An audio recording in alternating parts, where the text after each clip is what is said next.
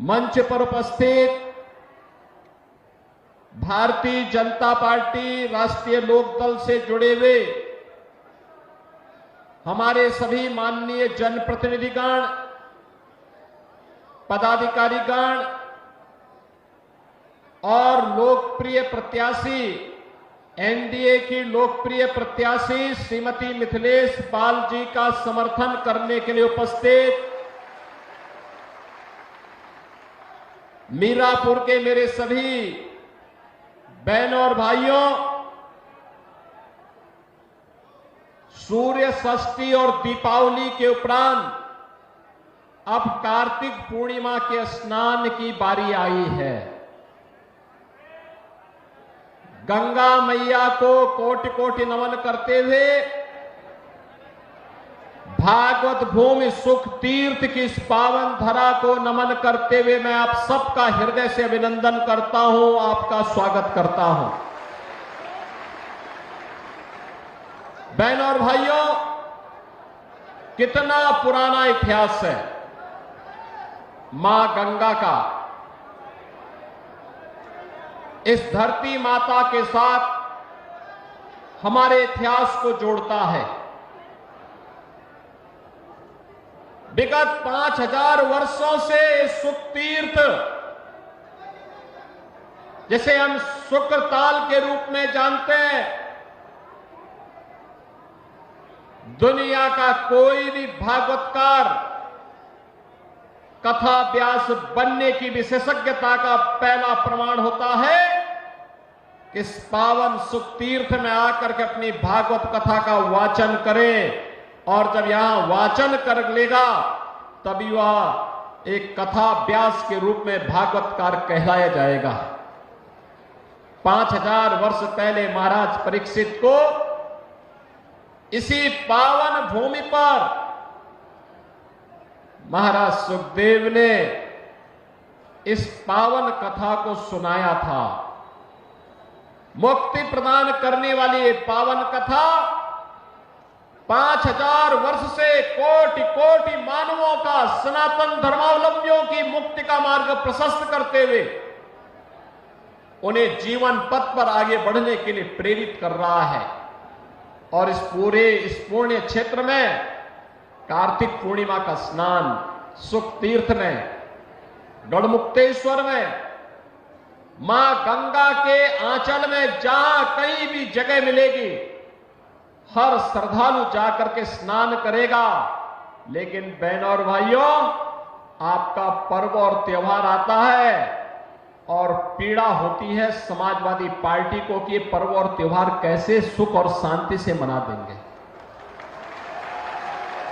आपने देखा होगा भारत निर्वाचन आयोग ने 13 नवंबर को चुनाव की तिथि घोषित की थी। सभी राजनीतिक दलों ने जनता जनार्दन की सुविधा और आस्था को सम्मान करते हुए चुनाव आयोग से अनुरोध किया था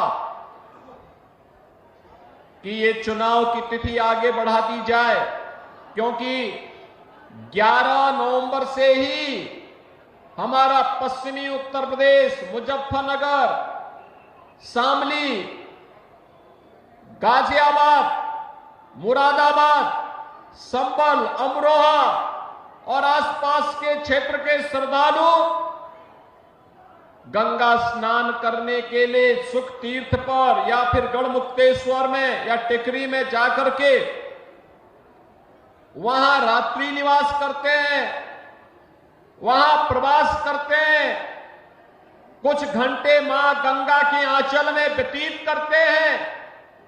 उनकी आस्था का सम्मान हो। हम आभारी हैं भारत निर्वाचन आयोग के कि उन्होंने जन आस्था का सम्मान दिया, लेकिन समाजवादी पार्टी ने इस फैसले का विरोध किया। ये समाजवादी पार्टी पूरी तरह एक्सपोज हो चुकी है।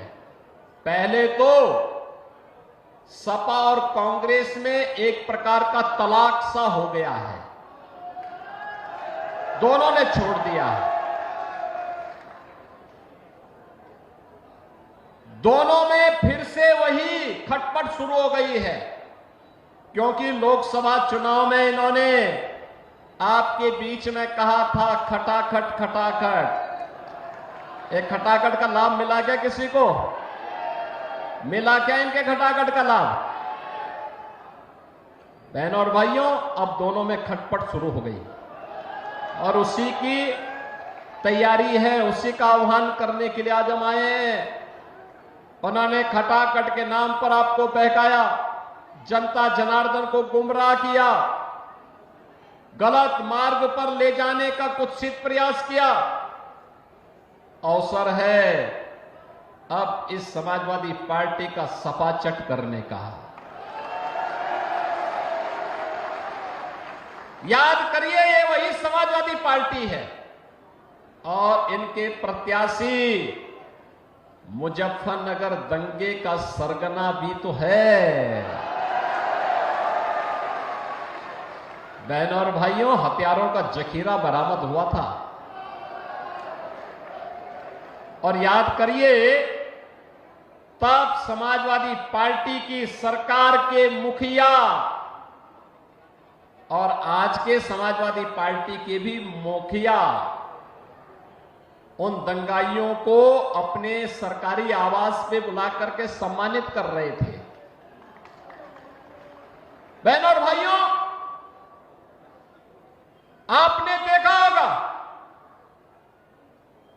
ये पश्चिमी उत्तर प्रदेश, जहां का हमारा अन्नदाता किसान अपने खून और पसीने से धरती माता में सोना उगलाने का काम करता है, अपनी मेहनत से, अपनी पुरुषार्थ से पूरी धरती में फसलें लहलाती हुई दिखाई देती हैं तो सोने जैसा एक महक देती है। और बहनों और भाइयों, इस पश्चिमी उत्तर प्रदेश को समाजवादी पार्टी की सरकार कहां लेके चली गई थी? पलायन का दंश यहां के लोगों को झेलना पड़ रहा था। बेटी और बहन सुरक्षित नहीं थी, किसान परेशान था, नौजवान पलायन करने के लिए मजबूर था, व्यापारी अपना व्यापार समेट करके उत्तर प्रदेश छोड़ने के लिए मजबूर था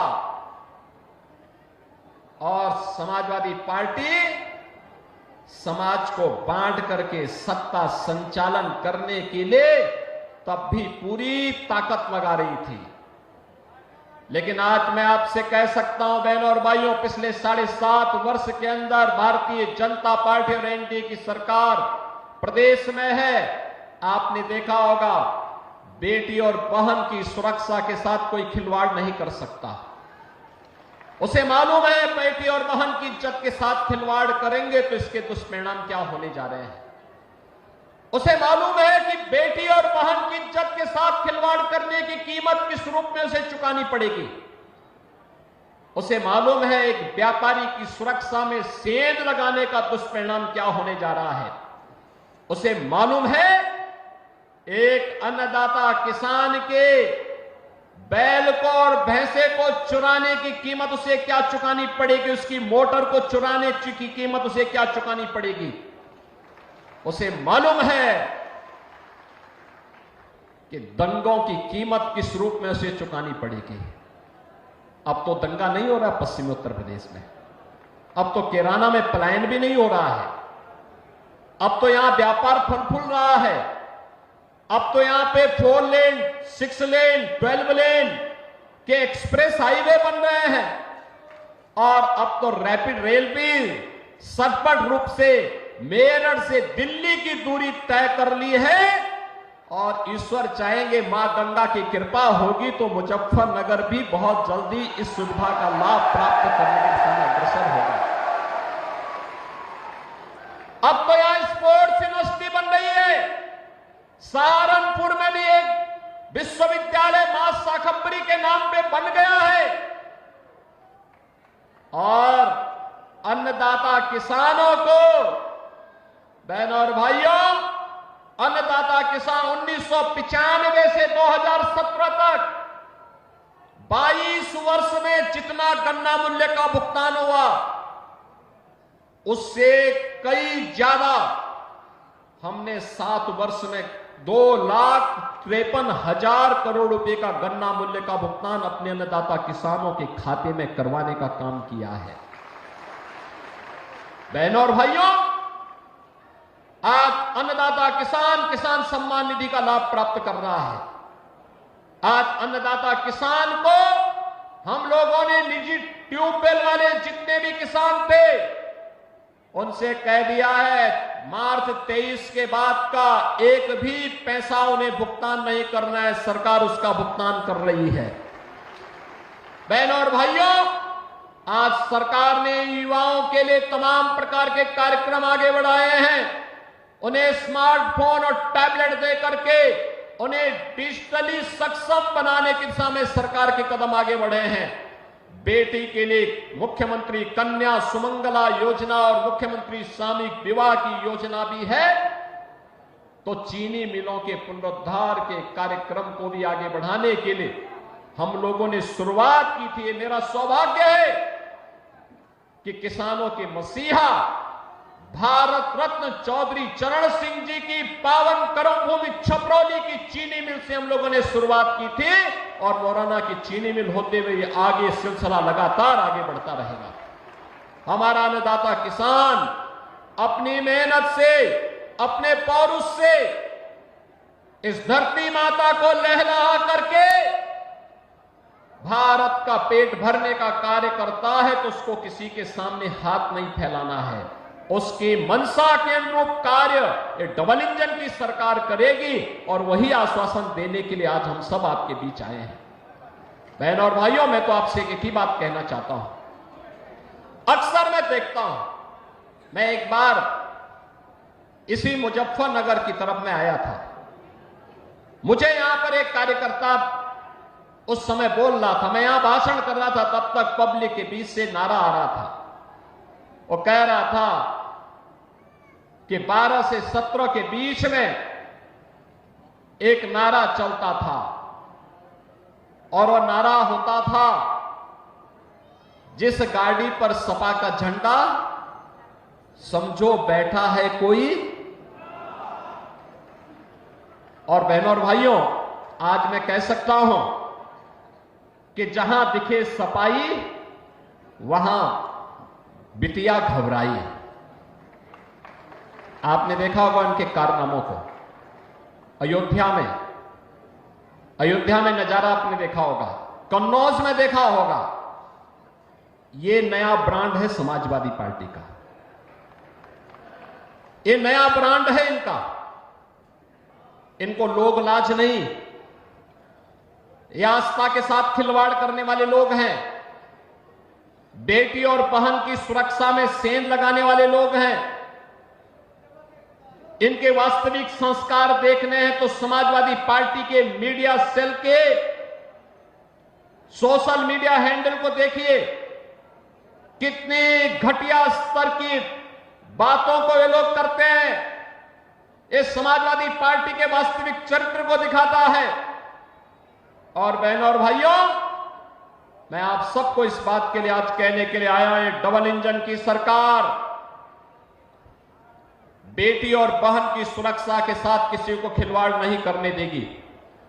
अन्नदाता किसानों के सम्मान के साथ किसी को खिलवाड़ नहीं करने देगी।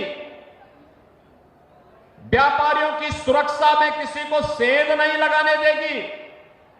और युवाओं की नौकरी और रोजगार में भी किसी को किसी प्रकार से खिलवाड़ नहीं करने देगी।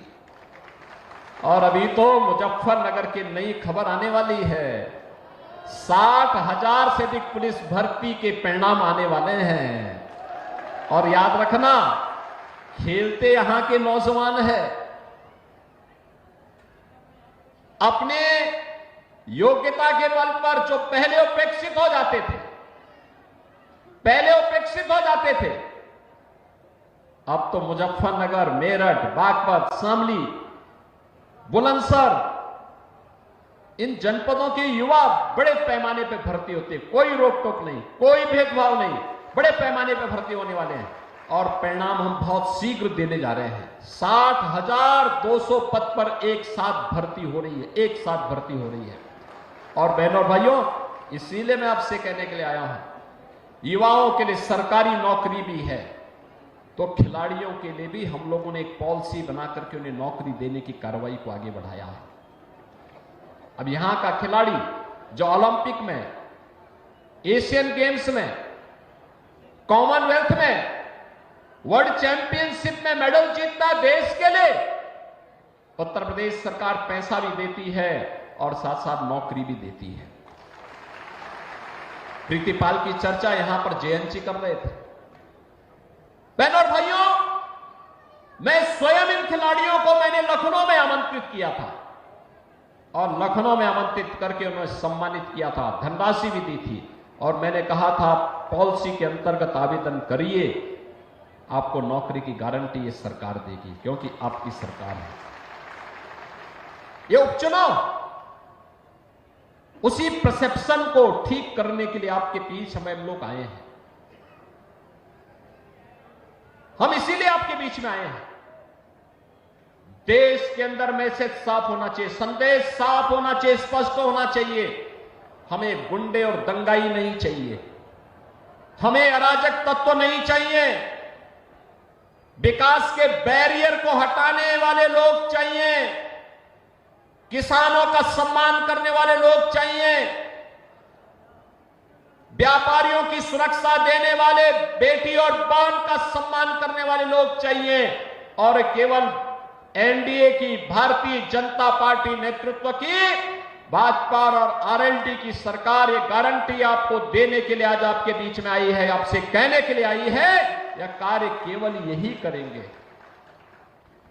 केवल और केवल डबल इंजन की भारतीय जनता पार्टी नेतृत्व की एनडीए सरकार इस कार्य को कर सकती है, क्योंकि हमारे आदर्श चौधरी चरण सिंह जी हैं, हमारे आदर्श धन सिंह कोतवाल जैसे महान क्रांतिकारी हैं, हमारे आदर्श वे महापुरुष हैं जिनका सब कुछ मातृभूमि के लिए समर्पण भाव के साथ बलिदान के लिए समर्पित हुआ है।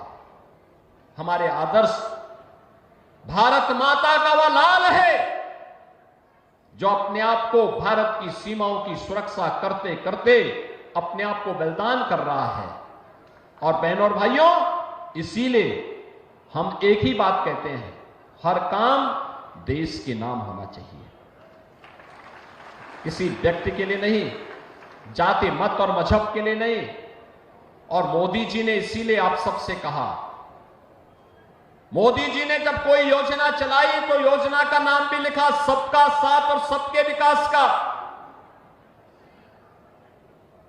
विकास सबका, सुरक्षा सबको, सम्मान सबको, लेकिन तुष्टीकरण किसी का नहीं। और बहनों और भाइयों, उसी भाव के साथ आज मैं आपसे अपील करने के लिए आया हूं। एनडीए ने राष्ट्रीय लोकदल के चुनाव चिन्ह के तहत यहां पर श्रीमती मिथिलेश पाल जी को अपना प्रत्याशी बना करके आपके बीच में उतारा है। मिथिलेश पाल जी, आपने देखा होगा, एक सहज सरल नारी के रूप में आपके बीच में सेवा भाव के साथ कार्य करने के लिए आई है। और मैं तो धन्यवाद दूंगा जयंत जी को कि उन्होंने मिथिलेश जी को प्रत्याशी बना करके, उतार करके, जन भावनाओं को सम्मान दे करके एनडीए में भाजपा लोकदल के सभी कार्यकर्ताओं के भावनाओं के अनुरूप, जनता जनार्दन की इच्छा के अनुरूप एक ऐसा प्रत्याशी दिया है जो इन भावनाओं को प्रतिनिधित्व देकर के आगे बढ़ा सके। हमारे पास बहुत सारे प्रत्याशी थे, सभी योग्य थे, सक्षम थे, और समय समय पर उसी प्रकार की भावनाओं को हम लोग आगे बढ़ाते भी। लेकिन टिकट मिले न मिले, पूरी निष्ठा के साथ कार्य करना है। और श्रीमती मिथिलेश पाल जी ने यही काम किया है, लगातार आपके बीच में रहकर के सेवा भाव के साथ कार्य करने का जज्बा क्या होना चाहिए, यह उदाहरण उन्होंने प्रस्तुत किया है। और इसीलिए आज मैं आप सबको आश्वस्त करने के लिए आया हूं, विकास और सुरक्षा का सारा दायित्व हमारे ऊपर छोड़ दीजिए, ये सब हम लोग करेंगे, आपको चिंता नहीं करनी है। आपको इसके लिए चिंता नहीं करनी है, यह कार्य हमारा होगा। आपको केवल अपना आशीर्वाद देना है। आप अपना आशीर्वाद दीजिए। बहनों और भाइयों, देश आज एक निर्णायक मोड़ पर खड़ा है। जिस मोड़ पर आज खड़ा है देश, वहां पर आज प्रधानमंत्री मोदी जी के नेतृत्व में एक नए भारत का हम दर्शन कर रहे हैं। इस भारत को दुनिया के एक बड़ी ताकत के रूप में स्थापित करने के लिए आवश्यक है कि डबल इंजन की सरकार को और भी ताकत दी जाने की आवश्यकता है, और भी ताकत दिए जाने की आवश्यकता है। एक तरफ मोदी जी के नेतृत्व में एक भारत श्रेष्ठ भारत बन रहा है, और दूसरी तरफ इंडी गठबंधन आपसी मनमुटाव को देश के विभाजन और विखंडन की ओर लेके जा रहा है। आपने हाल ही में जम्मू कश्मीर विधानसभा के अंदर उस प्रस्ताव को देखा होगा जिसमें उन्होंने कहा है कि हम कश्मीर के अंदर धारा 370 को फिर से बहाल करेंगे। यानी आतंकवाद की जड़ जो धारा 370 है, जिसे 5 अगस्त 2019 को प्रधानमंत्री मोदी जी ने हमेशा के लिए समाप्त कर दिया है। कांग्रेस और समाजवादी पार्टी को अपनी स्थिति स्पष्ट करनी चाहिए कि जम्मू कश्मीर विधानसभा के इस प्रस्ताव पर वो बोले। क्यों उनका मुंह बंद है इस पर? ये फिलिस्तीन के नाम पर आंसू बहाने वाले लोग, पाकिस्तान के नाम पर आंसू बहाने वाले लोग जम्मू कश्मीर के मुद्दे पर मौन क्यों बने बैठे हैं? ये देश की एकता और अखंडता को चुनौती देने वाली स्थिति है, और कोई भी भारतीय राष्ट्र की एकता और अखंडता को कतई पर किसी प्रकार की चोट को स्वीकार नहीं करेगा। और बहनों और भाइयों, उसी का आह्वान करने के लिए मैं आपसे अपील करने के लिए आया हूं। इस समाजवादी पार्टी हो या कांग्रेस, ये राष्ट्रीय एकता और अखंडता के साथ खिलवाड़ कर रही है अपने राजनीतिक स्वार्थों के लिए। इन्होंने झूठ बोल करके लोकसभा चुनाव में जनता जनार्दन को गुमराह करने का काम किया था। उस समय इन्होंने अनर्गल प्रलाप किए थे। बाबा साहब भीमराव अंबेडकर जी के बारे में, संविधान के बारे में झूठ बोल करके जनता को गुमराह करने का कुत्सित कार्य किया था। लेकिन अब तो आपके पास सब कुछ स्पष्ट हो चुका है कि कांग्रेस और समाजवादी पार्टी झूठ बोल करके जनता को गुमराह करके एक और संविधान के बारे में, आरक्षण के बारे में गुमराह कर रही थी, दूसरी तरफ खटाखट योजना से लोगों को बहका भी रही थी। लेकिन अब मैं आपसे कहने के लिए आया हूं, आपने मोदी जी का लगभग 10.5 वर्ष के कार्यकाल को देख लिया है। बाबा साहब भीमराव अंबेडकर के पंचतीर्थ बनाने का काम मोदी जी ने किया है।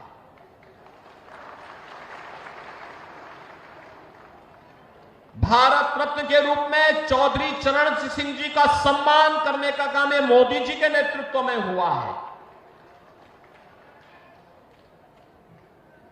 जबकि यह कार्य 1980 में होना चाहिए था, 1985 में होना चाहिए था, 1990 में होना चाहिए था। लेकिन एक लंबे कालखंड के बाद यह समय लगा जब किसानों को सम्मान मिला है, और चौधरी साहब को भारत रत्न से सम्मानित किया है प्रधानमंत्री मोदी जी ने। बहनों और भाइयों, 1857 के प्रथम स्वातंत्र समर के दौरान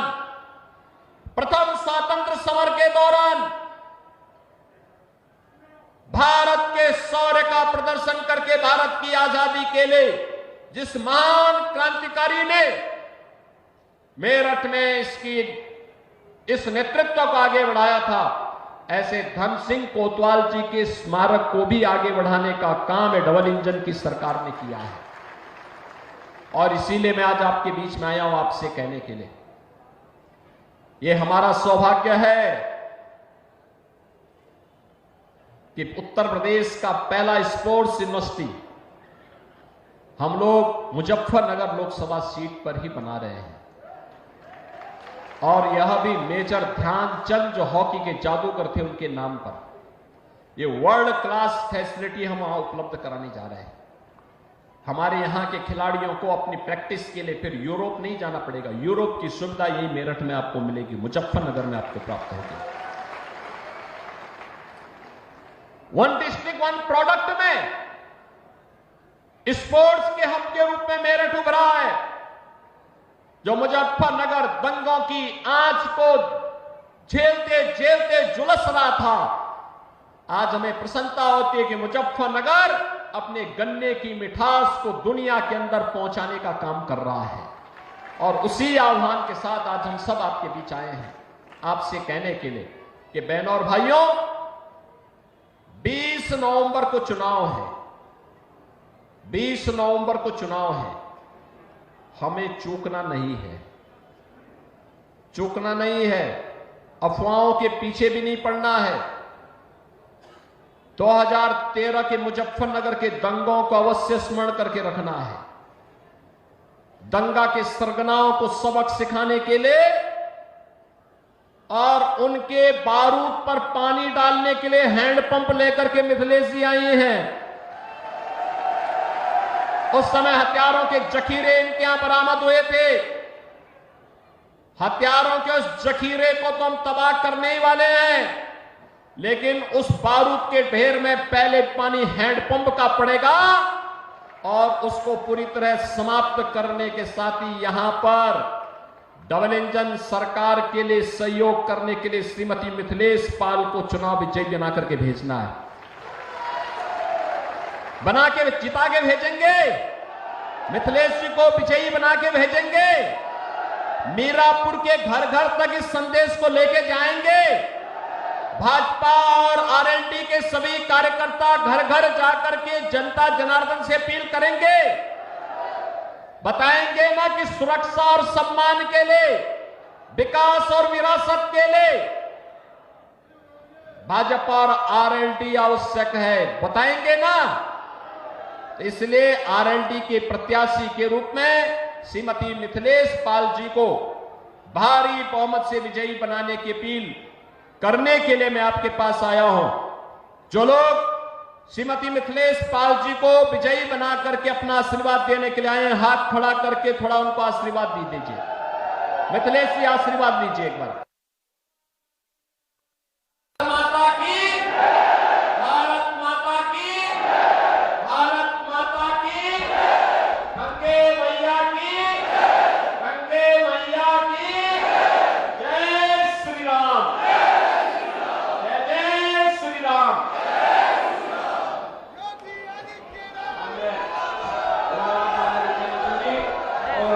अपने विधानसभा के संयोजक आदरणीय अमित राठी जी का आभार व्यक्त करते हुए भारतीय जनता पार्टी और राष्ट्रीय लोकदल के सभी कार्यकर्ताओं के आभार के लिए मैं आमंत्रित करता हूं अपने जिले के प्रभारी आदरणीय सूर्य प्रकाश पाल जी को वे आए आभार और समापन वादन करें।